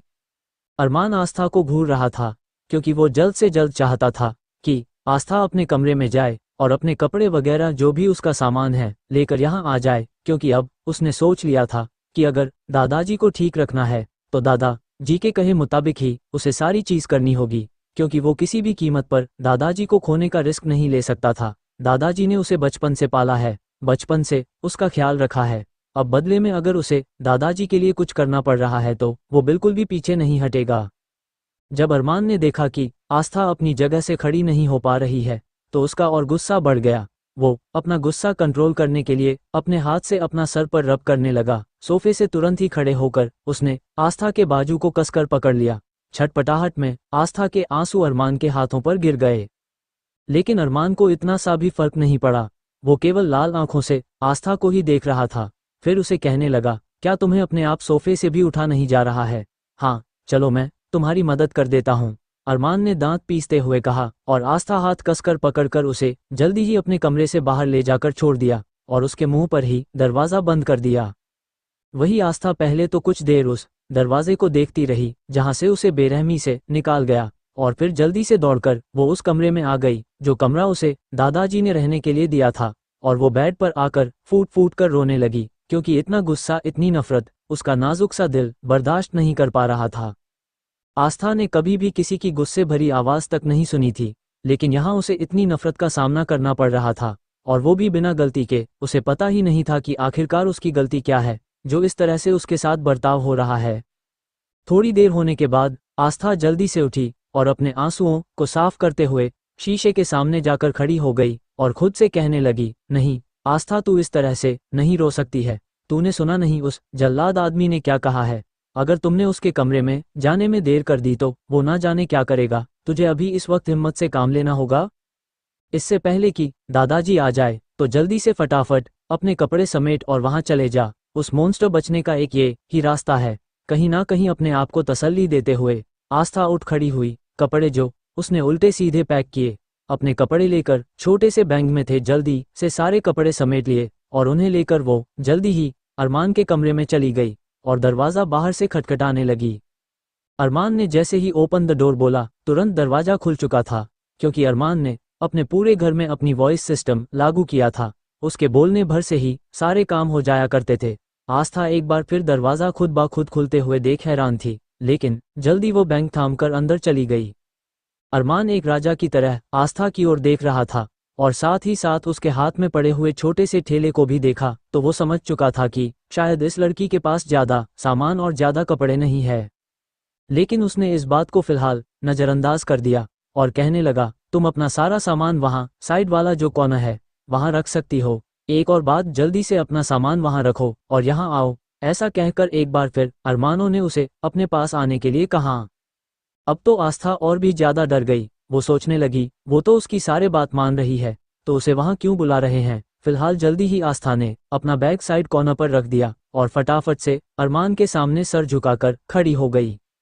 तब अरमान ने एक फाइल उसके सामने फेंक दी और कहने लगा, इस फाइल को अच्छी तरह से पढ़ लो और फिर उस पर साइन कर देना। आस्था अरमान की ओर देखने लगी, मानो कि वो पूछना चाह रही हो कि आखिरकार ये कैसी और कौन सी फाइल है। तभी अरमान ने आस्था की ओर देखते हुए कहा, इस फाइल में साफ साफ लिखा है कि अगले 6 महीने तक तुम मेरे लिए केयरटेकर का काम करोगी। मैं तुम्हें अपने घर में केयरटेकर के लिए अपॉइंट कर रहा हूँ और तुम्हें हर एक महीने की 1 लाख रुपए सैलरी दी जाएगी। टोटल 6 लाख रुपए 6 महीने में तुम्हें दिए जाएंगे। अब जैसे ही आस्था ने यह सुना, उसकी आंखें हैरत से फैल गई थी। आस्था एक टक लगाए अरमान की एक एक बातों को सुन रही थी। अरमान ने जिस अंदाज में ये सारी बातें कही थी, उससे आस्था का पूरा वजूद हिल गया। अरमान ने आस्था के सेल्फ रिस्पेक्ट पर उंगली उठाई थी। ये बहुत ही शर्मनाक था आस्था के लिए। अरमान ने आज उसे लालची और जालसाज पता नहीं क्या क्या बना दिया। अरमान ने जो उसे पैसे ऑफर किए थे वो उनके बारे में सोचने लगी थी। इस क्रूल मॉन्स्टर के पास इतना सारा पैसा है, लेकिन उसका इतना पैसा किस काम का, जो पैसा इंसान को इंसान ही न समझे या फिर किसी से बात तक करने की तमीज़ ही ना सिखा सके। उसकी नानी हमेशा उससे कहा करती थी, बेटा हर चीज़ खरीदी जा सकती है, लेकिन इंसान की मेहनत, उसकी तमीज़, उसके संस्कार, वो कभी भी खरीदे नहीं जा सकते। वो केवल एक अच्छे इंसान के अंदर होते हैं, उन्हें खरीद नहीं जा सकता। आस्था का दिल तो हुआ कि वो अरमान को कह दे कि उसे उसके पैसों में कोई इंटरेस्ट नहीं है, वो अपने पैसे अपने पास रखें। अगर अरमान नहीं भी बोलता तो भी वह दादाजी की सेवा जरूर करती, ये उसका फर्ज था। क्योंकि दादी जी ने जो प्यार और विश्वास दिखाया है, उसके लिए तो आस्था कुछ भी करती। यहाँ तक कि दादाजी के कहने पर आस्था इस घर में रहने के लिए भी मान गई। दादाजी की सेवा तो वो बिना पैसों के ऐसी में भी कर सकती है। वो अपनी नानी की सेवा करती हुई आई है। बड़े बूढ़ों की सेवा करने के बदले सिर्फ और सिर्फ आशीर्वाद मिलता है। पैसे लेकर आस्था वो आशीर्वाद खोना नहीं चाहती थी। ये बेवकूफ़ आदमी खुद को समझता क्या है, इसे किसी के इमोशंस की कोई कदर नहीं है। लेकिन ये सारी बातें वो अरमान के सामने नहीं कह सकती थी, इसीलिए वह केवल एकटक उसकी ओर देखते रही। तभी अरमान ने आस्था की ओर देखते हुए कहा, क्या तुम्हें ऊंचा सुनाई देता है, या तुम बार बार मेरे पेशेंस को चैलेंज कर रही हो? मैंने तुम्हें कहा है ना, पेन उठाओ और यहाँ पर साइन करो। एक और बात याद रखना, अगर तुमने कभी भी अरमान सिंघानिया के नाम का मिसयूज करने के बारे में सोचा तो तुम्हें इसकी बहुत कड़ी सजा मिलेगी, जिसके बारे में तुम सोच भी नहीं सकती। अब आस्था ने बिना देरी किए जल्दी ही वो पेन उठा लिया और बिना पढ़े उसमें क्या लिखा है क्या नहीं, उसने फटाफट से सिग्नेचर कर दिए, क्योंकि आस्था तो इस वक्त अरमान से अपना पीछा छुड़ाना चाहती थी और फटाफट से उसकी आंखों के सामने से हट जाना चाहती थी। इसीलिए उसने जल्दी से और कागजों पर भी साइन कर दिए थे। आस्था के साइन करते ही अरमान ने एक झटके से वो सारे पेपर्स उठा लिए। फिर वो आस्था की और तिरछी मुस्कुराहट से देख रहा था और अचानक से पेपर्स बेड पर फेंककर वो आस्था की ओर कदम बढ़ाने लगा। आस्था डर के मारे अपने कदम पीछे लेने लगी, क्योंकि उस वक्त उसे अरमान से बहुत ही ज्यादा डर लग रहा था। जब आस्था के पीछे दीवार से टकरा गई, वो सोचने लगी, हे कान्हा जी, अब हम यहाँ से कहाँ जाए, इस मॉन्स्टर से कैसे बचे, हमें तो कुछ समझ में ही नहीं आ रहा है। अरमान ने आस्था का रास्ता रोकने के लिए साइड की दीवार पर अपना एक हाथ रख दिया। आस्था दूसरी साइड से निकलने की कोशिश करने लगी, लेकिन उसने वहां पर भी अपना हाथ रख दिया। आस्था मन ही मन सोचने लगी, इस मॉन्स्टर की प्रॉब्लम क्या है, अब क्यों इस तरह से हमारा रास्ता रोक रहा है। पता नहीं अब इस मॉन्स्टर के दिमाग में क्या चल रहा है। डर के मारे उसने अपनी आंखों को कसकर बंद कर लिया। अरमान ने दोनों तरफ से उसका रास्ता ब्लॉक कर दिया था। कुछ देर आस्था के खूबसूरत चेहरे को गौर से देखने के बाद अरमान कहने लगा, तुम जानती हो तुमने किन पेपर्स पर साइन किए हैं? क्या तुम पढ़ी लिखे नहीं हो? क्यों तुमने एक बार भी पेपर्स पढ़ना जरूरी नहीं समझा? अब आस्था हैरानी से अरमान की ओर देखने लगी। तब अरमान ने कहा, चलो तुमने नहीं पढ़ा तो मैं तुम्हें बता देता हूँ। लास्ट के 2 कॉलम में ये सब बात साफ साफ मेंशन है कि अगर तुमने कभी मुझे धोखा देने की या मुझसे झूठ बोलने की कोशिश की तो मैं तुम्हारा मर्डर करने का भी हक रखता हूँ। साथ ही साथ तुम मेरी कैद में रहोगी, मेरी मर्जी के बिना। तुम चाह कर भी खुद को यहाँ से आज़ाद नहीं कर पाओगी। जब मेरी मर्जी होगी तब मैं तुम्हें आज़ाद कर सकता हूँ, समझी तुम? ऐसा कहकर अरमान आस्था के आंखों ही आंखों में मजाक उड़ाने लगा था। अचानक आस्था धीमे धीमे कुछ बोल रही थी, लेकिन अरमान उसके इतना करीब होते हुए भी उसकी आवाज़ नहीं सुन पा रहा था। तभी अरमान ने अपने कान थोड़ा सा आस्था के करीब उसके होठों के पास ले गया। वो सुनना चाहता था कि आखिरकार ये लड़की इतना धीमी आवाज में क्या बड़बड़ रही है। वहीं आस्था ने, जो के डर के मारे अपनी आंखें बंद की हुई थी, उसे एहसास ही नहीं रहा कि इस वक्त अरमान उसके कितने करीब है। वह केवल धीरे धीरे कुछ बड़बड़ाए जा रहे थी। अब अरमान जैसे ही उसके थोड़ा करीब गया तो उसे साफ सुनाई देने लगा कि आस्था क्या बड़बड़ा रही है। हमें कुछ नहीं सुनना, हमें बहुत तेज नींद आ रही है, हमें सोने दो, हम थक चुके हैं, प्लीज हमें सोने दो। अब आस्था की बात सुनकर अरमान हैरान हो गया, क्योंकि उसने तो सोचा था कि जब वो आस्था को ये सारी बातें बताएगा कि अरमान के पास उसकी जान तक लेने का हक है, साथ ही उसे जिंदगी भर अपने पास कैद करने का हक है, तो वह उसके सामने रोएगी, चिल्लाएगी, कहेगी कि आपने ये मेरे साथ ठीक नहीं किया, मुझे जाने दो, ऐसा मत करो। लेकिन आस्था तो धीमी आवाज में कुछ और ही बड़बड़ा जा रही थी। अब जैसे ही अरमान ने आस्था की ये सारी बात सुनी, उसके माथे पर बल पड़ गए और वह गुस्से से आस्था के ओर घूरने लगा। लेकिन इससे पहले कि वो आस्था के पास से थोड़ा पीछे हटता, तभी आस्था ने अपनी आंखें खोली और अरमान को अपने इतने करीब देखकर उसने जल्दी से जोर से चीख मार दी। और वो चीख अरमान के कानों में पड़ी, जिससे अरमान के कानों के अंदर तक झुनझुनाहट से हो गई। और अरमान ने जल्दी से एक हाथ अपने कानों पर रखा, दूसरा हाथ आस्था के मुंह पर रखा और अपने कानों को बुरी तरह से मसलते हुए कहने लगा। अरमान ने आस्था को बड़े ही गुस्से से कहा, बेवकूफ लड़की, ये क्या किया तुमने? इतनी जोरों से कौन चिल्लाता है? इतने गुस्से वाली आवाज सुनकर आस्था एक बार फिर डर गई और उसने जोरों से रोना शुरू कर दिया। आस्था को इस तरह से रोता हुआ देखकर अरमान को समझ में नहीं आ रहा था कि वो उसे कहें तो क्या कहें। ऊपर से इस लड़की ने इतना तेज चिल्लाकर उसका कान फोड़ने की कोशिश की और अब ये खुद ही रो कर दिखा रही है, मानो कि कितनी ज्यादा मासूम हो।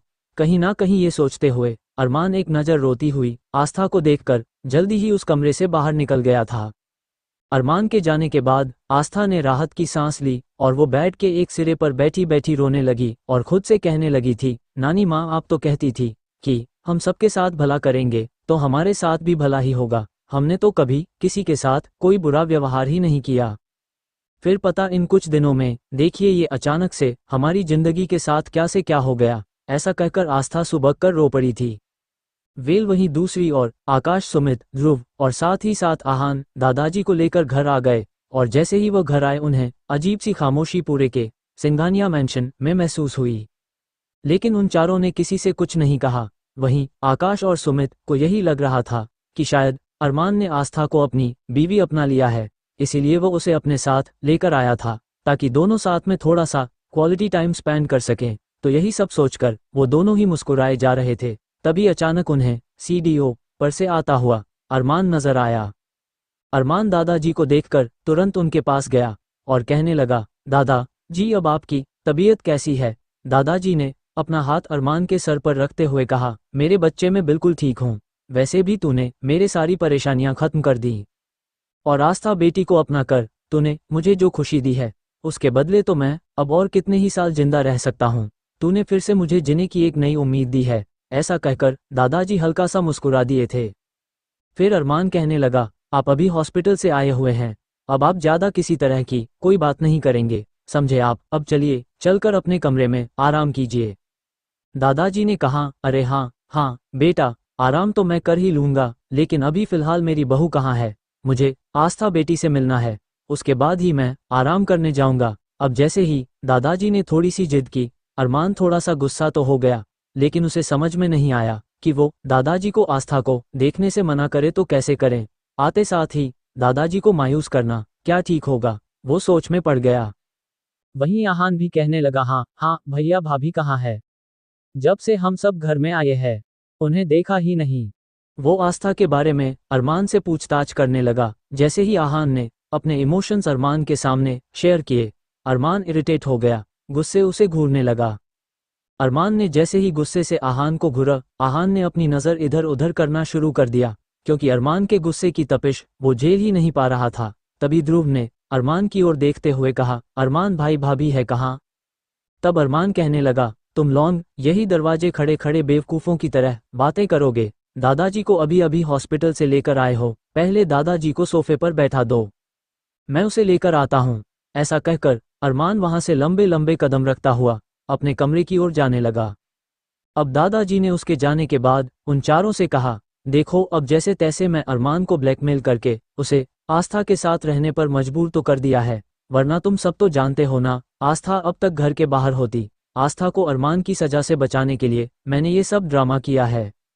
जब से उसे ये बात पता चली है कि उसकी शादी प्रियंका की जगह धोखे से आस्था के साथ हुई है, तो वो कितना ज्यादा भड़क गया था, और उस वक्त उसका गुस्सा शांत करने के लिए और इस सिचुएशन से निकलने के लिए मुझे हार्ट अटैक का नाटक करना पड़ा। अब तुम लोग मेरी बात ध्यान से सुनो, इस ड्रामे के बारे में अरमान को कानों कान खबर नहीं लगनी चाहिए। जब तक आस्था अरमान के दिल में अपने लिए जगह नहीं बना लेती, तब तक हमें अपना ये नाटक कंटिन्यू करना पड़ेगा। और तुम चारों के चारों बदमाश मेरी बात कान खोलकर सुन लो, अरमान को इस बात के बारे में बिल्कुल भी पता नहीं लगना चाहिए कि मेरी तबीयत को कुछ नहीं हुआ था, बल्कि मैं बिल्कुल ठीक था। तुम सब सुन रहे हो ना मेरी बात? इतना सुनना था कि ध्रुव ने कहा, अरे दादाजी एक पल को तो आपकी हालत देखकर मैं भी धोखा खा गया था कि कहीं आपको वाकई हार्ट अटैक तो नहीं आ गया, लेकिन आप तो बड़े उम्दा कलाकार निकले, आपकी एक्टिंग देखकर मजा आ गया। और ये आहान भी आपको नहीं पकड़ पाया, जो खुद को बहुत बड़ा एक्टर समझता है, तो भला अरमान भाई कहाँ से पकड़ते? लेकिन फिर भी आप अच्छी तरह से जानते हैं कि हम सब में से सबसे ज्यादा शार्प नज़र अरमान भाई की ही है, इसलिए आपको अभी भी उनसे बचकर रहना है।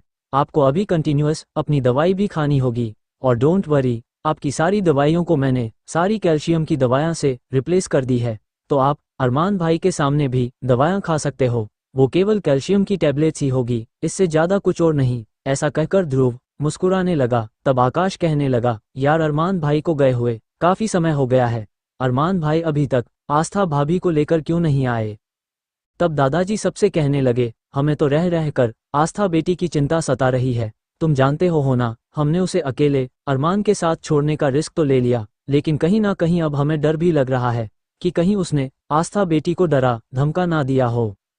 ध्रुव ने कहा, नहीं दादाजी, मैं आपके कहने के मुताबिक अरमान भाई के मन में ये बात डाल दी थी कि आस्था भाभी में ही दादाजी की खुशी है, तो वो आस्था भाभी को किसी भी तरह की कोई तकलीफ ना दे, और दादाजी के सामने एटलीस्ट तू अभी के लिए एक्टिंग तो कर ही सकता है ना। और आप तो जानते हैं, धीरे धीरे जब दोनों एक दूसरे के साथ रहेंगे तो प्यार भी हो जाएगा।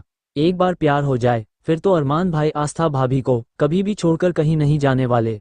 ऐसे कहकर ध्रुव को अपने कहे हुई बातों पर फर्क महसूस कर रहा था, जो बातें उसने इमोशनली ब्लैकमेल करने के लिए अस्पताल में अरमान से कही थी। तब सुमित कहने लगा, यार एक बार को तो तेरी बातें सुनकर मुझे ऐसा लगा कि कहीं अरमान तेरा गला ना दबा दे, लेकिन फिलहाल लकीली तू बच गया, सिर्फ और सिर्फ दादाजी की वजह से। ऐसा कहकर वह चारों ही अपने अपने किए गए कारनामों की एक दूसरे के सामने बखान करके हल्का हल्का मुस्कुराने लगे, जैसे कितना बड़ा महान काम किया हो। वहीं दूसरी ओर अरमान जैसे ही आस्था को लेने के लिए अपने कमरे में गया, उसने देखा कि आस्था बेड के सिरे से लगी हुई सो रही थी। उसके गालों पर आंसुओं की लकीरें साफ दिखाई दे रही थी और अरमान आस्था को इस तरह से बेफिक्र सोता हुआ देखकर हैरान हो गया। और तब उसे याद आया कि उस वक्त वो कुछ देर पहले यही बोले जा रही थी कि हमें बहुत नींद आ रही है, मुझे सोना है। तब अरमान सोचने लगा था कि इस लड़की को मैंने इतना ज़्यादा परेशान किया, मैंने इसे इतनी ज़्यादा बातें सुनाई, लेकिन फिर भी ये इतनी आसानी से घोड़े बेचकर कैसे सो सकती है। नहीं नहीं नहीं मिसेज आस्था, अरमान सिंघानिया, तुम्हें इस तरह मज़े से सोने का अब कोई हक नहीं है। अब तुम मेरी कैद में हो तो जैसे मैं चाहूँगा तुम्हें वैसे ही रहना होगा। अभी तो तुम्हें मेरे दादाजी बुला रहे हैं, तो इसीलिए तुम्हें अब उठाना ही होगा। ऐसा कहकर अरमान ने साइड टेबल पर रखा हुआ जग का पूरा पानी तुरंत सोती हुई आस्था के ऊपर फेंक दिया था। वही आस्था जो कि एक सुकून की नींद सोई हुई थी, इस तरह से अपने ऊपर पानी गिरने की वजह से वह फटाफट उठकर बैठ गई और जोरों से चिल्लाने लगी, नानी बाढ़ आ गई है, बाढ़ आ गई, भागो बचाओ, बारिश आ गई, नानी माँ कहाँ हैं आप। ऐसा कहकर जैसे ही आस्था जोरों चिल्लाई, तभी अरमान ने उसके मुंह पर हाथ रख दिया। हालांकि अरमान का कमरा साउंड प्रूफ था, जिसकी वजह से अंदर की कोई आवाज़ बाहर नहीं जा सकती थी, ना ही बाहर की कोई आवाज़ अंदर आ सकती थी। तो अब आस्था के मुंह पर अरमान हाथ रखे रखे ही बोला, कितना शोन करती है ये लड़की। फिर आस्था को डांटना लगा, इतना तेज क्यों चिल्ला रही हो तुम, क्या तुम थोड़ा धीरे नहीं बोल सकती हो? और तुम्हारी हिम्मत कैसे हुई बिना मुझसे पूछे सोने की? तुम्हें बिना मुझसे पूछे या बिना मुझे बताएं कुछ भी काम करने का अधिकार नहीं है, तो तुम्हारी हिम्मत कैसे हुई मेरे रूल को तोड़ने की? आस्था कुछ कहना तो चाहती थी, लेकिन अरमान का हाथ अपने मुंह पर होने की वजह से वो कुछ भी बोल ही नहीं पा रही थी। वो केवल अपनी बड़ी बड़ी आंखों में कंफ्यूजन लिए अरमान को घूर रही थी। फिर अरमान ने कहा, तुम्हारे मुंह पर अब क्या ताले लग गए हैं, बोलती क्यों नहीं हो?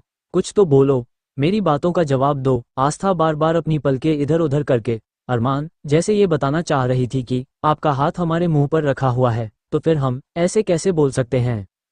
लेकिन अरमान तो उसे बार बार बोलने के लिए कह रहा था और अपना हाथ उसके मुंह पर से हटाना ही भूल गया था। लेकिन अरमान को समझ में ही नहीं आया कि आस्था बोलेगी कैसे, उसने तो उसके मुंह पर हाथ रख रखा है। यहाँ आस्था अपनी आंखें दिखा दिखा कर थक गई और वह इरिटेट हो गई। आस्था ने अरमान के उस हाथ पर जिससे उसने उसका मुंह दबा रखा था, अरमान के हाथ में हल्का सा बाइट कर दिया था। दर्द की वजह से अरमान ने तुरंत अपना हाथ उसके मुंह पर से हटा लिया था। अब जैसे ही आस्था ने अरमान के हाथों में काटा, अब अरमान गुस्से से और भी ज्यादा आग बबूला हो उठा। उसकी ओर देखकर कहने लगा, तुम्हारी हिम्मत कैसे हुई अरमान सिंघानिया को काटने की? अरमान के हाथ हटाए जाने पर आस्था गहरी गहरी सांस लेते हुए कहने लगी, हम आपको कब से कहने की कोशिश कर रहे हैं कि आपने हमारे मुंह पर हाथ रख रखा है, तो भला हम कैसे बोल सकते हैं? वो उसे घूर कर देखने लगी, सोचने लगी अगर वो हाथ नहीं हटती तो वो बेहोश ही हो जाती। अब जैसे ही आस्था ने बड़े ही मासूम से और भोले से पन में ये कहा एक पल को, अरमान उसके मासूमियत में पूरी तरह से खो गया। लेकिन अगले ही पल अपनी आंखों गुस्सा और सख्त लहज कहने लगा, अपनी ये फालतू के बकवास बंद करो, जाओ जाकर कपड़े चेंज करो और फटाफट से दादाजी से मिलने के लिए मेरे साथ चलो।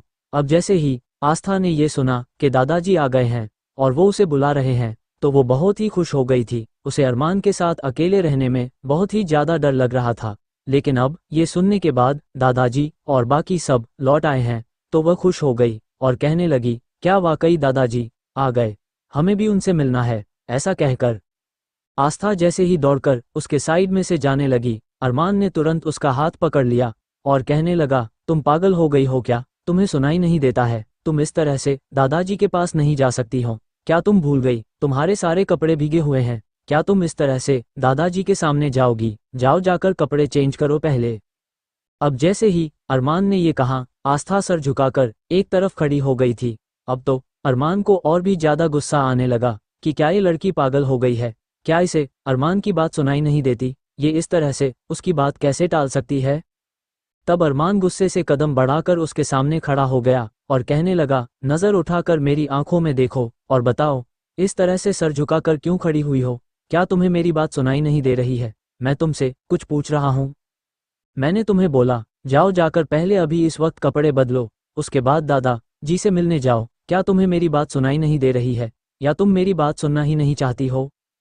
तब आस्था ने सर झुकाए ही बड़ी ही धीमी लहजे में जवाब दिया, जी वो हमारे पास एक्स्ट्रा कपड़े नहीं है, जो नानी माँ ने कपड़े भिजवाए थे वो केवल 2-3 ही जोड़ी कपड़े थे, और जो कपड़े हम पहन चुके हैं वो सब हमने धोने दिए हैं, लेकिन वो अभी तक सूखे नहीं है, और ये कपड़े जो हमने पहन रखे थे ये आपने गीले कर दिए, तो हम कपड़े कैसे चेंज करें? अब जैसे ही आस्था ने बड़े ही भोलेपन से ये सारी बातें कहीं, अरमान का गुस्सा और भी ज्यादा बढ़ने लगा और वो माथे पर लगातार टेप करने लगा था। फिर कुछ सोच अरमान कहने लगा, तुम्हारा दिमाग खराब हो गया क्या? तुम्हें बात मुझे पहले नहीं बता सकती थी? बेवकूफ लड़की, तुम्हें नींद से जगाने के लिए मैं ऐसा नहीं करता। अरमान दांत पीसते हुए आस्था को घूरने लगा, लेकिन आस्था तो डर के मारे एक तरफ सर झुकाए खड़ी थी, मानो कि उसने कितना बड़ा ही गुनाह कर दिया हो, और वो इस वक्त अरमान की अदालत में खड़े हुए थी।